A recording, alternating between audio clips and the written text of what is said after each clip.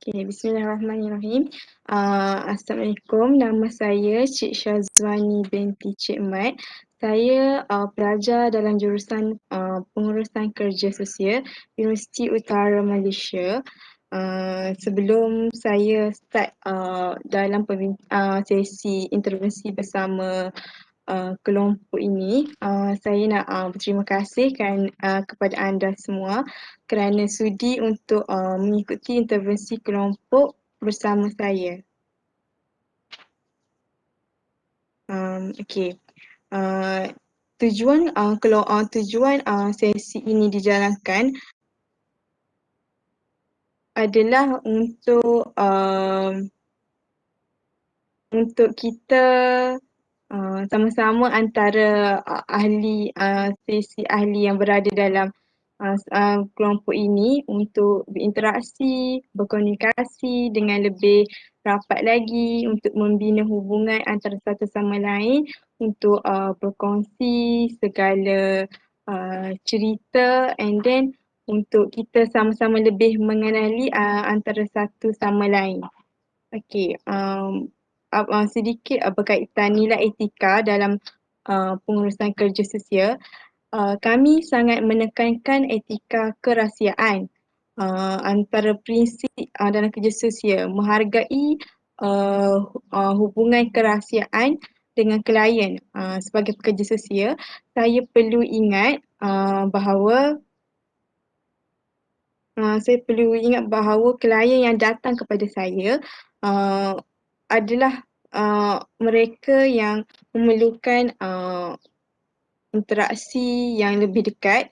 So saya bertanggungjawab untuk melindung segala kerahsiaan yang berlaku dalam sesi ini. Maksudnya apa yang sahaja yang kita bincangkan, kongsikan dalam hari ini akan dirahsiakan antara saya dengan klien dan sebagai ahli klien juga akan merahsiakan antara satu sama lain. Kira apa yang berlaku dalam ni dan nanti keluar kira dekat dalam ni je. Kat luar dah tak ada apa-apa. Okay. So korang tak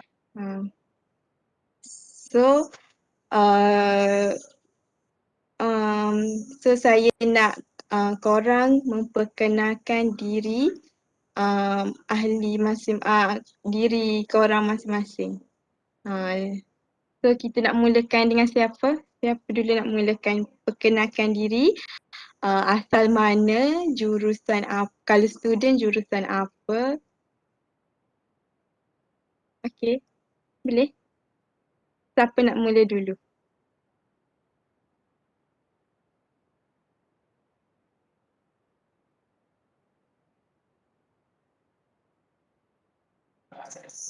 Hai, Assalamualaikum dan selamat pagi.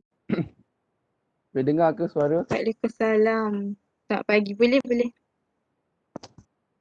Baik, untuk sesi perkenalan ni, nama saya Muhammad Zahri Hikmah bin Hamdan. Saya merupakan pelajar jurusan Ijazah Sarjana Muda Pentadbiran Perniagaan Logistik dan Pengangkutan. Sekarang ni semester yang keempat dan saya berasal daripada Johor Bahru, Johor. Itu saja. Okay, next. Okay, Assalamualaikum. Hai. Nama saya Nadia binti Zakaria. Saya berasal dari Karib Bunta Perak. Saya mengambil jurusan pengurusan pembangunan. Hai dan Assalamualaikum. Nama Siti Nazulaifa binti Azali. Saya lahir kat Kelantan tapi saya dibesarkan dan sekarang duduk di Perak. Saya kos logistik dan pengangkutan.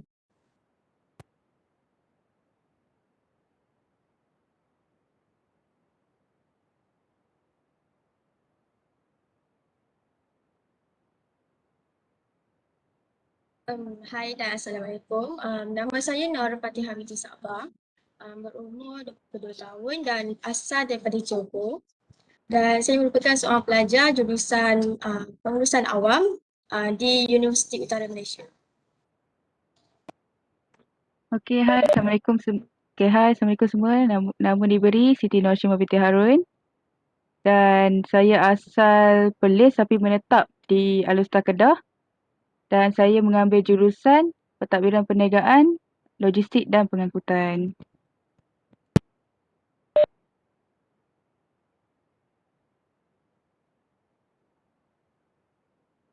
Okey, terima kasih atas sesi perkenalan diri oleh anda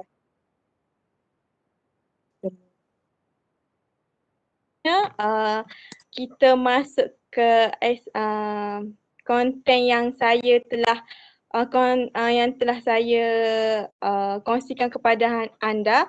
So anda bersetuju dengan apa yang telah saya paparkan kepada anda? Setuju? Okey. Tujuan latihan ini untuk mengembangkan kumpulan yang lebih berkesan. Maksudnya daripada pembincangan daripada situasi ni, saya nak tengok daripada kerjasama antara satu sama lain, macam mana berinteraksi, macam mana bertukar-tukar idea. Untuk memudahkan lagi membina hubungan antara ahli kumpulan. Okey, yang betul untuk melihat sejauh mana anda membuat keputusan. Dan seterusnya untuk melihat bagaimana perkembangan kumpulan dalam setiap perancangan yang diberikan.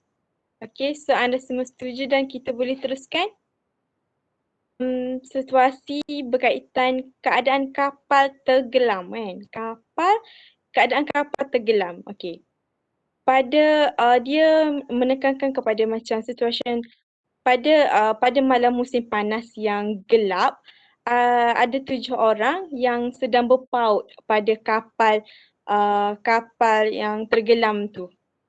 Yang di laut tropika hitam, lebih kurang macam tu kan. Mereka tidak bersendirian lah disebab 7 orang yang mereka 7 orang yang ada di situasi tu. Anda boleh faham? Lepas tu dia Faham. Okey, lepas tu dengan keadaan mereka yang macam tu, ada jerung besar yang meluncur di bawahnya dan tidak lama kemudian mungkin so dalam situasi ni diorang akan bertanggapan apabila saya nak korang letakkan diri korang dalam situasi ni. Apabila keadaan korang yang duduk dekat berada di suatu kawasan laut yang jauh terpencil, lepas tu berlakunya situasi keadaan di mana kapal tenggelam. So macam mana ahli-ahli kelompok yang ada dalam ni, maksudnya Nur Fatihah, Siti Nur Hashimah, Nadiah, Yusnizam, Zaharin dan Siti Nur Zaifah, macam mana keadaan yang anda semua akan lakukan? Macam mana anda akan maksudnya berfikir macam mana nak buat, macam mana. Okey, macam tu. Lepas tu mungkin ada lebih banyak lagi benda-benda yang akan menyusul apabila kita tergelam di laut yang dalam. So macam-macam keadaan yang akan kita tak jangka akan berlaku kan, macam tu lah lebih kurang. So dalam setiap pemikiran yang berada di situasi ni, dia akan berfikiran macam mana nak buat, macam mana nak berhadapan dengan benda ni, apa yang akan berlaku kan. So mempunyai satu pilihan yang agak sukar lah kepada mereka yang berada dalam situasi macam ni. Sekiranya mereka dengan ketakutan yang tebal di dalam hati mereka ketakutan yang sangat takut tu sampai merasa dikerongkong, faham tak? Maksudnya takut tu nak cakapnya mereka berasa sangat takut dengan keadaan yang mereka alami. Dan ketujuh mereka menghadapi pilihan yang agak sukar.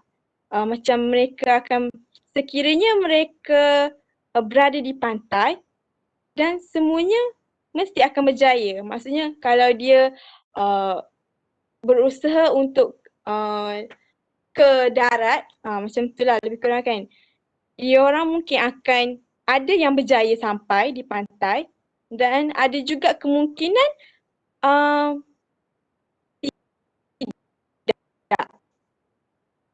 mungkin ada yang tidak mampu bertahan untuk sampai ke darat ke apa kan.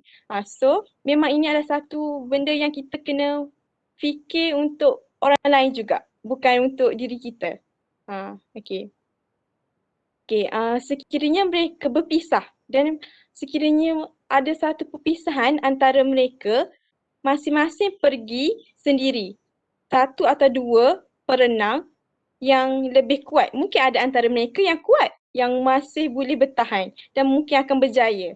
Tapi ada juga majoriti pasti akan lemas ataupun dimakan oleh jerung tu. Untuk bebaskan diri daripada kapal tenggelam. Okey, kalau pada pendapat Imah sendirilah kan yang terlintas dekat fikiran sekarang ni, kalau terjadinya perkara sedemikian bila dah berkumpul bersama 7 orang kan, kumpul bersama 7 orang, so bagi Imah lebih baik bukan nak kata stay atas kapal tapi masih berpaut atas something, bukan berpaut sama sendiri. Bila berpaut sama sendiri, dia akan jatuh sama-sama, lemas. Tapi berpaut dengan benda nak kayu ke anything dan menendang dengan lawan arus, bukan lawan arus, menendang ikut arus lah. Kalau boleh menendang air tu biar jauh daripada jerung tu. Memang jerung tu akan laju tapi ataupun baling anything benda yang boleh bagi benda yang tajam. Sepatutnya diorang dalam bot tu mesti akan bawa benda-benda yang tajam. Kadang-kadang bawa pisau, parang kan. So benda tu boleh digunakan sebagai alat keselamatan. Itu je. Itulah, macam itulah maksudnya Wani nak dengar daripada setiap orang apa alternatif seorang-seorang. So bila korang bergabung, okay, Imas cakap alternatif tu, nak cakap yang tu, Siti Nuzraifah cakap macam tu. So maksudnya Wani nak tengok jawapan korang tu biar nampak korang bekerjasama. Faham tak? Habis tu Wani suruh korang bayangkan yang korang tu berada dalam keadaan macam tu. Mesti kita nak semua kawan-kawan kita berada dalam keadaan selamat kan? Tu yang Zul terfikirlah. Zul akan cari baju pelampung tu untuk bagi dekat kawan-kawan Zul lah.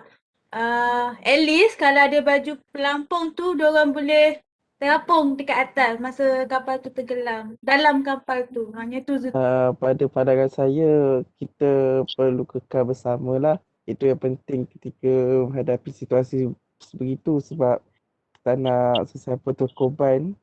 Kalau seandainya kita pilih alternatif di mana setiap seorang berpisah, itu boleh meningkatkan lagi risiko untuk kematian tu lebih tinggi sebenarnya. Jadi jika kita boleh bersama-sama itu, kita boleh bekerjasama sama ada kita boleh menggunakan bahan yang sedia ada ataupun kita berpaut antara satu sama lain supaya tak ada yang tenggelam ataupun kena makan dengan jerung ke. Itulah pada pandangan saya. Dan alternatif yang saya rasa terbaik adalah kekal bersama dan saling berpaut antara satu sama lain. Baik.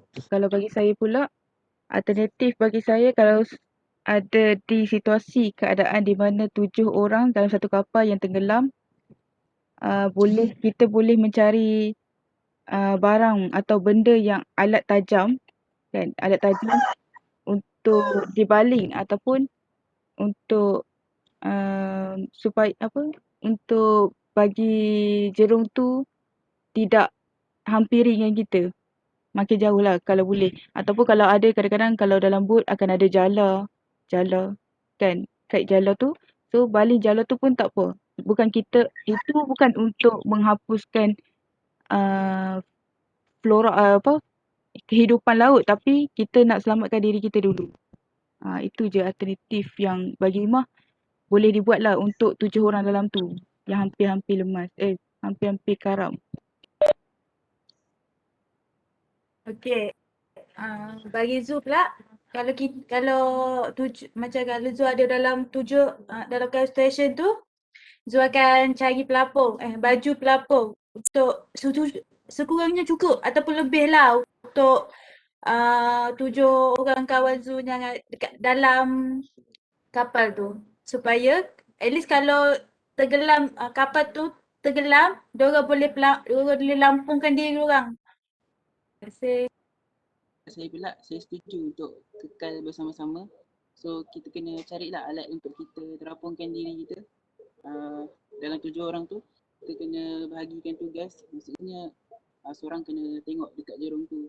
So, sambil tu kita kena usaha untuk terbalikkan bot tu semula untuk kita naik semula dekat bot tu. So, dalam situasi tu, semua ahli kumpulan kena kerjasama, lakukan tugas masing-masing lah supaya tak berpecah.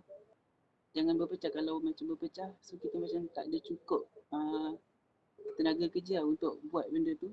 Ibarat macam kita ada 5 jari tapi 1 jari tak ada, tak cukup untuk ambil orang ke, kita tak ada power dekat situ. So sangat setujulah untuk kita tidak berpecah, kita kekal bersama-sama, hadap benda ni sama-sama. Macam tu. Ya, macam situasi yang Wani cakap tadi, dia di atas bot dan perjalanan tu macam di tengah laut, betul tak? Betul kan? Selalunya kalau orang buat pelayaran ke tengah laut walaupun dalam kuantiti yang orang tak ramai, mesti ada satu peti kecemasan untuk minta bantuan. Contohnya macam pistol yang akan tembak ke udara untuk bagikan amaran lah, untuk bagi tahu dekat siapa-siapa je yang nampak benda tu. Yang tu step pertama saya fikir mungkin boleh buat, dan selepas tu cari je apa-apa barang yang ada atas kapal tu untuk dijadikan defense, senjata untuk lawan daripada jerung tu. Itu saja. Sekiranya saya berada dalam situasi tersebut, alternatif yang akan saya gunakan antaranya saya rasa lebih kurang seperti Nadia. Pertama sekali dia akan cadangkan untuk cari benda ataupun alatan yang ada dekat kapal tu untuk dijadikan defense lah, self defense. Sebab ada jerung kan dekat laut tu kan ada jerung kan. Lepas tu untuk mana nak survive, perlukan kerjasama lah daripada 7 orang tu. So gunakan lagi sumber yang ada kat kapal tu, mungkin boleh buat sebagai rakit ke untuk cari ke daratan ataupun lagi untuk buat dayung tu untuk gerakkan kapal sekarang tu. Mungkinlah itulah saya rasa alternatif yang akan saya gunakan. Okey. Daripada dah tak ada kan? Okey. Daripada jawapan anda semua tadi kan, untuk alternatif yang mana yang anda akan pilih kiranya anda di sana. So alternatif yang mana pula yang anda mahu rakan anda pilih? Faham tak? Maksudnya daripada jawapan tu, apa yang anda nak tekankan? Okey, pilih yang saya rasa yang ini betul, yang ni okey.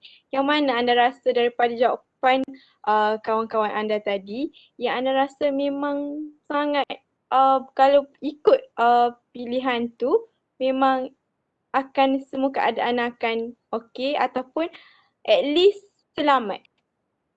Daripada jawapan ahli mana tadi yang anda rasa anda sokong lah?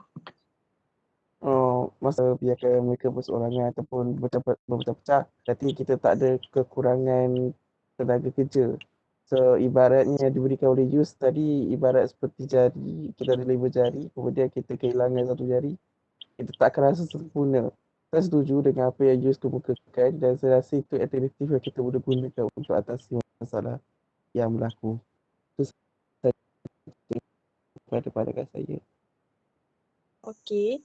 Sependapat dengan Zaharin ataupun ada lagi alternatif yang daripada rakan lain yang anda nak sokong ataupun anda Di pendapat Imah pula, Imah lebih bersetuju dengan pendapat Nadia. Kan? Apa yang Nadia cakap tu benda di luar kotak Imah lah. Benda yang tak expect benda tu akan Nat cakap. So, based on apa yang Nat cakap tu, Nat cakap kata um, kita setiap pengangkutan ataupun pengangkutan darat ke laut ke akan ada peti kecemasan yang disediakan khas untuk bila ada kecemasan je just guna alat tu. Okay, macam contoh Nat bagi tahu pistol ataupun benda kotak hitam lah selalu orang panggil kan, kotak hitam tu untuk tahu situasi keadaan semasa dekat situ. So melalui peti kecemasan tu orang sekeliling yang berdekatan dekat situ dengan pusat ibu dia tu akan mengetahui mereka ni dalam keadaan kecemasan. Apa situasi mereka. So mereka akan bagi pertolongan secepat yang mungkin sebab mereka berada di kawasan yang berdekatan. Itu je. Pendapat Imah bersetuju dengan Nat. Tu je. okey dan lain kira setujulah. Ya, saya setuju dengan kedua-dua tu.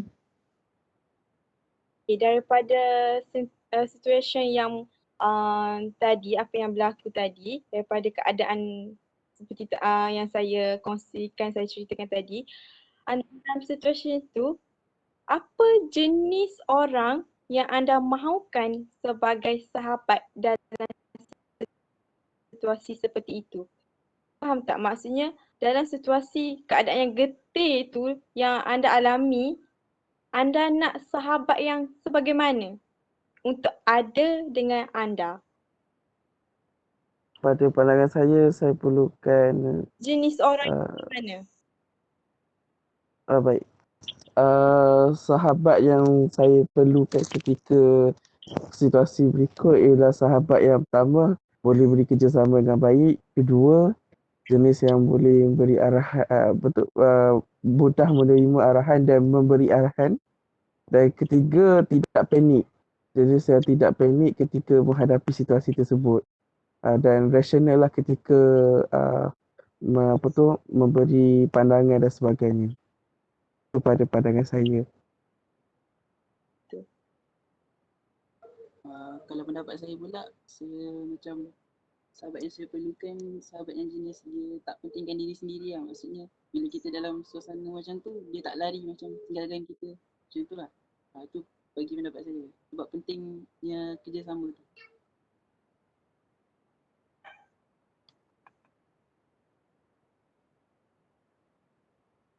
Okey, lagi daripada ahli lain? Pada pendapat saya, kita sebut yang apa orang kata penting gitu. Yang paling penting adalah kita sahabat yang paling penting perlu ada waktu tu adalah orang yang perlu bagi kerjasama lah, yang boleh bekerjasama dengan orang lain dan tak pentingkan diri, dan juga orang yang boleh menenangkan orang lain yang tengah panik. Saya rasa tiga tu yang penting. Okey, kalau pada saya, untuk situasi macam tu, kita perlukan sahabat yang boleh bertoleransi dalam apa, sebab situasi tu satu situasi yang sangat genting sebab dia bermain dengan nyawa. So kita perlukan satu sahabat yang boleh bertoleransi, sama ada untuk jalankan kerja, boleh bertenangkan orang. Kita boleh kawal keadaan tu, jangan terlampau biar keadaan tu yang mengawal kita, biar kita yang kawal keadaan tu. Itu saja. Okey. Bagi saya pula, saya rasa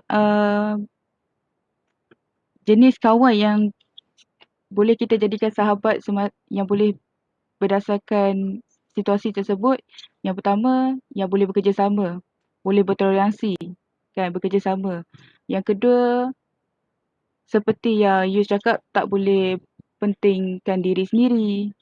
Yang ketiga, yang mudah untuk menerima arahan, seperti Zahari yang menerima arahan, yang boleh buat kerja. Lepas tu yang keempat, kalau boleh seseorang yang boleh berfikiran secara rasional. Maksudnya boleh buat keputusan yang bukan keputusan yang secara macam mana, secara terus. Maksudnya dia ambil masa untuk, tak ambil masa yang lama tapi boleh berfikir secara waras, boleh fikir secara rasional apa yang perlu dia buat. Tidak perlu macam contoh, kita kata situasi, berlakunya situasi tersebut, seseorang tu berfikir macam, oh kita perlu berenang beramai-ramai. Padahal benda itu akan memberi kesan ataupun memberi impak negatif kepada mereka semua. Kan? So mereka perlu ada seseorang ataupun adalah orang yang boleh berfikiran secara waras, rasional dan mudah diterima oleh orang ramai. Okey. Jawapan yang sangat bagus. Okey. Ada lagi tak? Okay, kalau macam Zu rasa Zu nak kawan yang senang berbual. Dia ada komunikasi. Sebab kalau komunikasi ni penting dalam situasi macam tu. Okay, sekian. Terima kasih. Okey, terima kasih atas jawapan anda semua. Okey, seterusnya apakah matlamat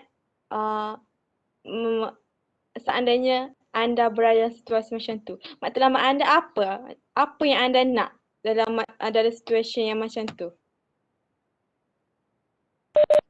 Baiklah. Ya, nak yang selamat ke, nak orang semuanya hidup, tak ada yang mati ke apa? Macam tu. Okay, bagi Imah dulu bagi Imah rasa matlamat yang perlu ada dalam mindset semua orang tu adalah kerjasama. Kerjasama yang paling penting lah, untuk kerjasama untuk menyelamatkan semua orang. Bila ada kerjasama tu, ada ukhuwah kerjasama untuk bersatu, benda tu akan menjadi benda yang positif. Kan? So, tak adalah benda kata orang lemas itu khodak dah khodak lah, tapi bagi Imah kerjasama lah. Kerjasama, matlamat yang penting kerjasama dalam satu kumpulan. Apa-apa benda kita buat dalam satu kumpulan tu mesti ada kerjasama. Okay, itu je. Okay. Ya, saya pun berpendapat sama seperti Imah sebab kalau kita kan dalam situasi tu untuk masih nak selamatkan diri. Kita nak selamatkan diri mestilah semua orang akan nak selamatkan. Dan yang penting nak selamat tu perlukan kerjasama. So bagi saya pendapat Imah tu penting lah. Itu kerjasama. Matlamat dalam kerjasama untuk menyelamatkan semua orang. Macam tu. Okay. Okay, terima kasih. Lagi?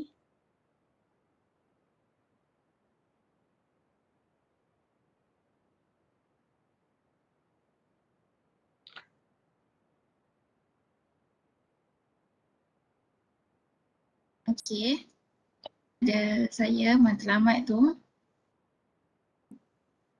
adalah untuk pastikan semua orang selamat.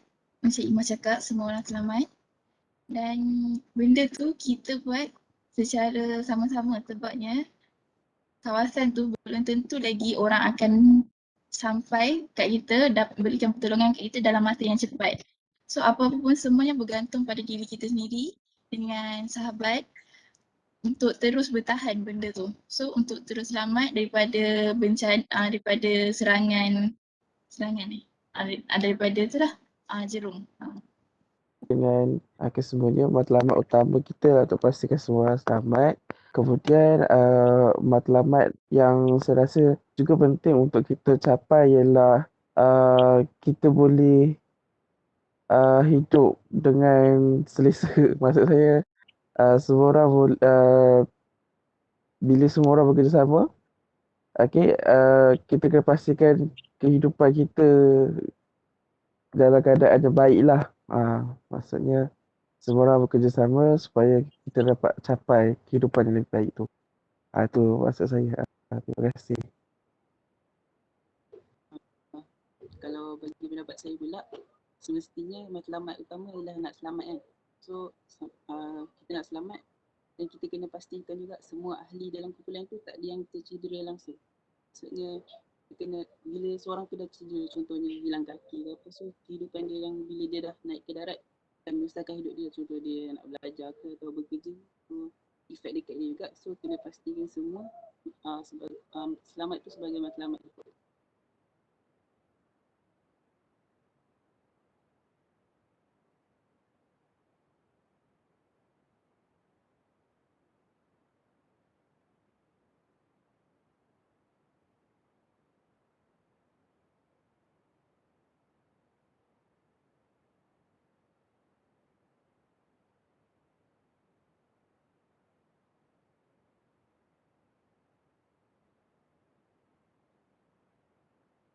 Okey. Boleh.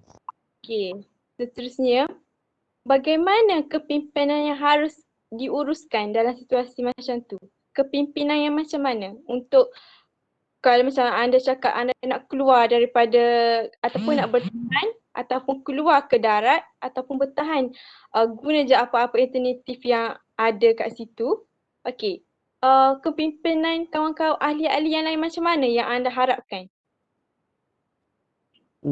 Pada pandangan saya, gaya kepimpinan yang sesuai untuk situasi itu sememangnya adalah demokratik, di mana kita memberi peluang untuk setiap seorang untuk berikan pandangan. Manalah tahu kita boleh dapat alternatif terbaik daripada kawan-kawan kita. Bukannya kepimpinan yang bersifat autokratik ataupun diktator lah. Dan lagi satu, walau bagaimanapun kita tetap kena pilih seseorang sebagai ketua kita supaya kepimpinan tu lebih tersusun dan sistematik. Dan kita boleh tahu siapa yang boleh beri arahan dan sebagainya. Walau bagaimanapun pandangan-pandangan ahli lain tetap juga didengari. Itu saja. Terima kasih.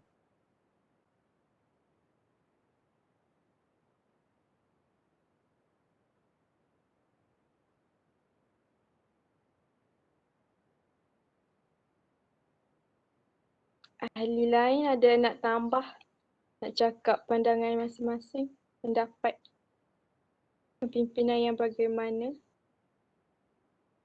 Kepimpinan yang perlu ada pada seseorang pada waktu itu adalah seseorang yang kepimpinan yang seseorang yang boleh menerima pendapat orang lain, and then at the same dia juga boleh lead 6 orang yang ada.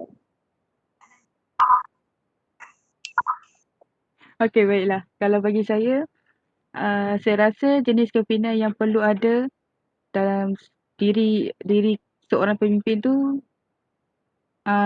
sepatutnya adalah seperti yang Zahri cakap, dia boleh bertoleransi ataupun boleh beri pendapat, kan.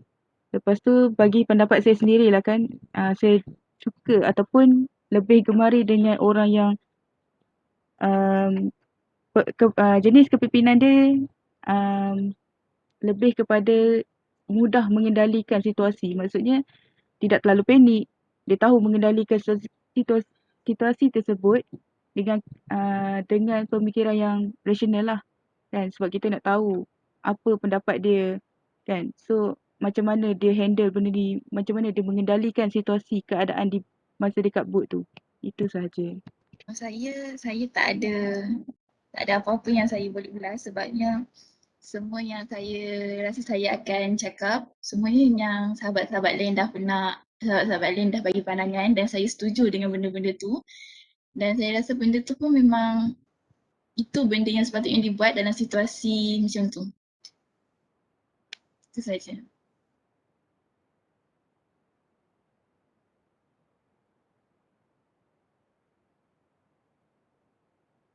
Betul. Saya pun setuju dengan semua pandangan dan pendapat daripada kawan-kawan saya.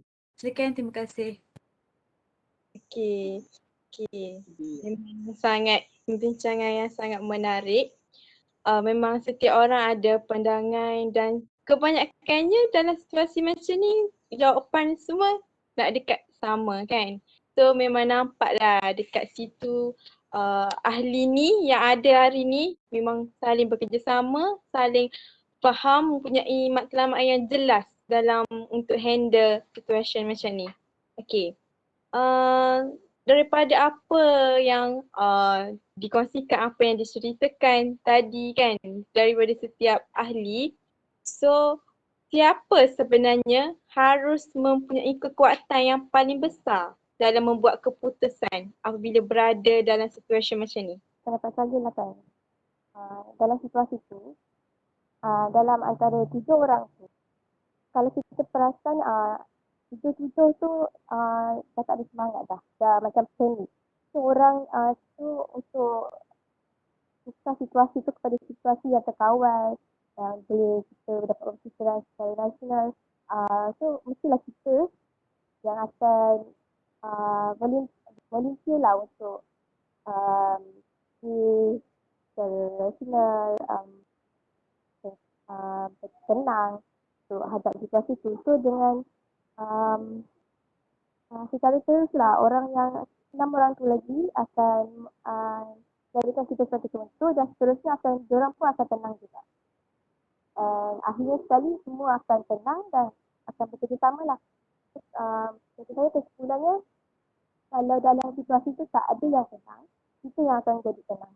Dan kalau dalam situasi tu antara 7 orang tu ada yang dia tenang, so kita kena ikut dia. Macam tu lah. Terima kasih.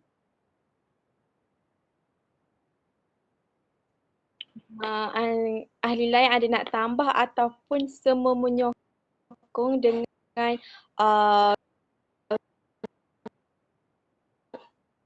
jawapan Nur Fatihah tadi ataupun ada nak tambah-tambah lagi? Terutama kat orang yang ada kemahiran, contohnya berenang ataupun contoh dalam ahli kumpulan kita tu memang ada seorang yang memang pakar tentang laut. Contohnya dia dah biasa pergi ke laut. Contohnya kita kena utamakan dia untuk bagi guna apa yang kemahiran yang dia memang dah pernah alami ataupun pengalaman dia. Itu dia rasa. Okey, baiklah kalau bagi So Iman. secara Ada. Okay, ada Iman nak tambah okay. Okey. Kalau bagi Iman lah, Iman setuju dengan Fatihah cakap. Sebab selalunya terhadap kuasa ni, orang kalau situasi dekat bot, orang akan anggap, oh kuasa terletak di atas pengemudi kapal dengan anak-anak kapal. So, dia orang cakap kalau pengemudi kapal kata A, kena buat A. Itu tak semestinya. Jadi, dia kena ikut pandangan masing-masing. Pengemudi kapal pun dia nak kena kemudi kapal, dia nak kena check anything dekat kapal tu. So, kita tak boleh letakkan beban kata dia lah yang boleh buat kuasa, dia yang boleh buat keputusan. Padahal dia tak tahu. Bukan dia tak tahu, dia tahu situasi tu dia tak pernah jadi ataupun merupakan pertama kali kejadian tersebut.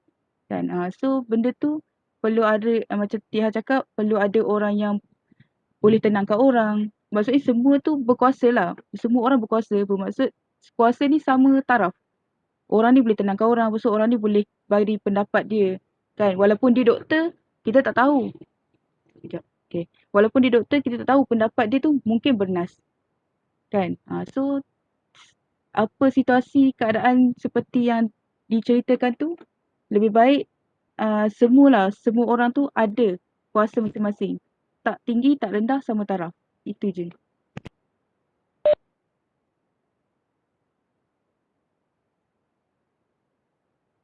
Okay, so orang lain bersetuju tak dengan ahli-ahli yang lain?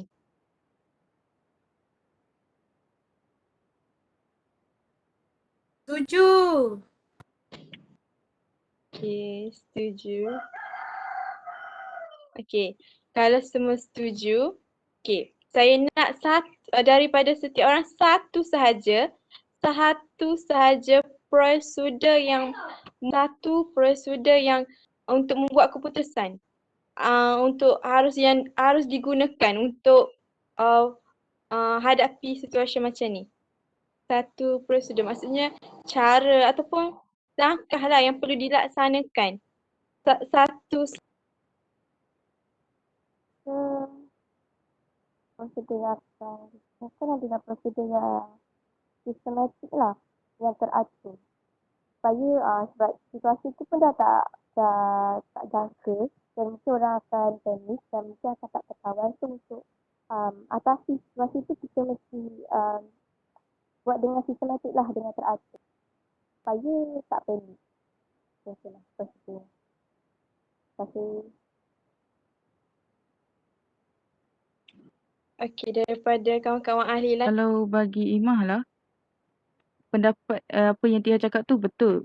Tapi Imah nak tambah sikit macam kalau prosedur tu memang prosedur yang perlu sistematik tersusun. Satu lagi, kita tahu bahawa sekarang ni kebanyakan ahli-ahli pengemudi kapal ataupun anak-anak kapal tu sudah di-train ataupun orang panggil apa?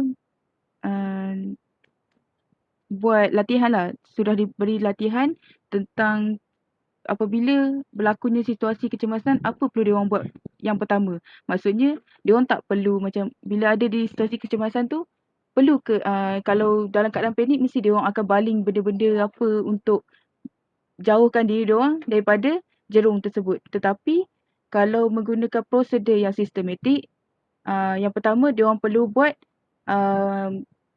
call ataupun orang panggil apa, peti kecemasan. Menggunakan peti kecemasan tu buka dan call unit keselamatan ataupun call pusat diorang supaya pusat diorang tu tahu mereka ni dalam keadaan cemas ataupun kecemasan kan. So yang kedua diorang boleh buat apa? Diorang boleh buat maksudnya yang kedua mereka boleh minta bantuan daripada bot-bot yang berhampiran. So bot-bot yang berhampiran pun diorang boleh tahu. Sebab setiap bot diorang ada setahu Imah lah, setiap bot diorang ada orang panggil apa, bahasa isyarat. Sebab Imah pernah nampak sendiri bahasa isyarat diorang. Kalau untuk contoh Imah pernah masuk bot untuk Navy. So Imah tahu diorang ni ada bahasa isyarat. Diorang menggunakan bendera, bermaksud bendera diorang kalau bermaksud pangkah, maksudnya dua bendera, diorang pangkahkan bendera tu, bermaksud mereka dalam keadaan yang tidak selamat. So benda tu kena tersusun, teratur. Diorang kena buat satu persatu. Dia tak boleh buat macam, okay 5 orang pergi baling barang, 2 orang pergi minta bantuan. Dia tak boleh. Dia kena one by one untuk pastikan semuanya menjadi macam sistematik, menjadi secara tersusun lah. Itu je. Pendapat masing-masing. Saya pun setuju untuk gunakan sistem macam sistematikkan benda tu. So saya nak tambah dekat sini, tekankan untuk gunakan perancangan yang terbaik lah. Maksudnya strategi yang terbaik, keputusan yang terbaik tu kita kena pilih. Contohnya ada dua keputusan, contohnya berenang dengan untuk gunakan lapang kecemasan tu kan. So mana lagi cepat? Kalau berenang kan jauh kan. So kena pilih keputusan yang terbaik. Tu yang saya nak tekankan dekat sini. Pada saya macam nak step kan, macam step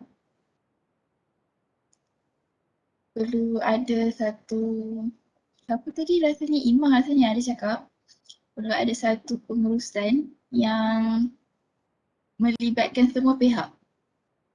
Dia tidak hanya meletakkan tanggungjawab tu kepada seseorang saja, sedangkan situasi tu akan memakan diri semua orang. Jadi semua orang tu ada dia punya tanggungjawab, ada dia punya komitmen sendiri dalam situasi tu.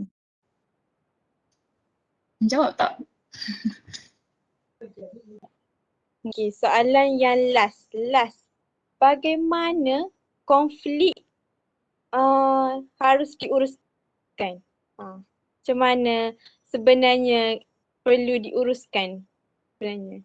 Tadi prosedur kan, maksudnya langkah-langkah yang perlu anda buat untuk keluar daripada situasi tu ataupun keadaan tu kan. Okay, sekarang ni konflik. Macam mana nak urus situasi ni? Konflik. Pada pandangan saya, kalau kita berhadapan satu konflik, langkah pertama kita kena bertenang, tidak panik. Kemudian kita kena pasti apa masalah atau punca yang mengakibatkan konflik itu berlaku. Dan barulah kita boleh menyusun langkah yang lain untuk kita mengatasi konflik yang berlaku itulah. Jadi pada antara langkah yang saya boleh cadangkan, kenal pasti masalah atau punca, kemudian baru kita susun strategi lain untuk kita selesaikan konflik tersebut yang seterusnya. Itu sahaja. Terima kasih. Apa yang dikatakan oleh Zaharin tadi tu betul. Tapi bila kita di dalam situasi konflik ni, yang paling penting adalah komunikasi. Kita itulah komunikasi yang paling penting lah. Lepas tu kita tambah sikit strategi yang dikatakan oleh Zaharin tadi. Begitulah. Okay.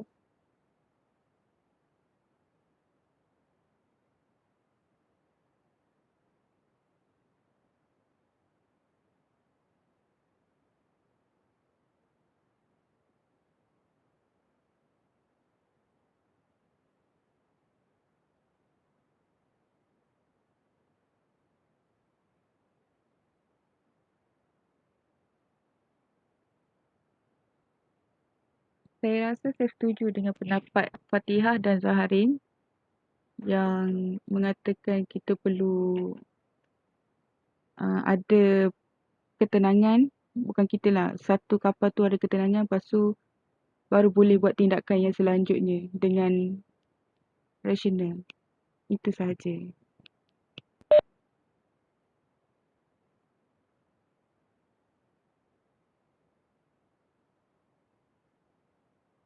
Okay, so yang lain bersetujulah, tak ada nak tambah apa.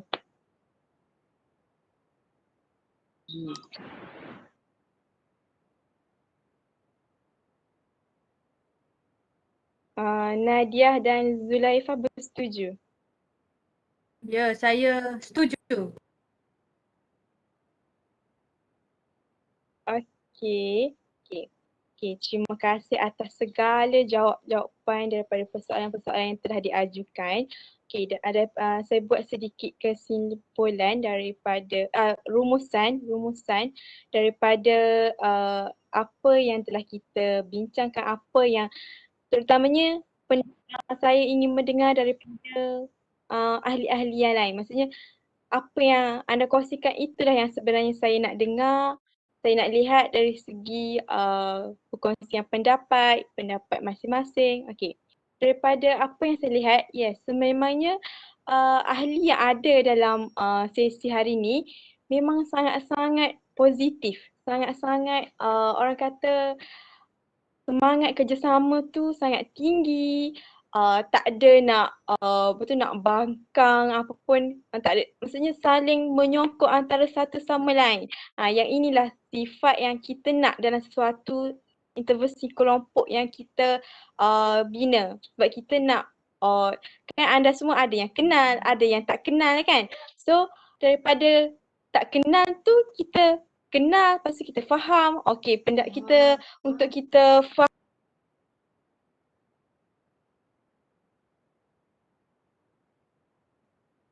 Okey, daripada situlah saya melihat cara anda berkomunikasi, cara anda ahli-ahli yang sangat-sangat proaktif, orang cakap bersemangat, menjawab dengan rasa yang jujur, ikhlas dari hati.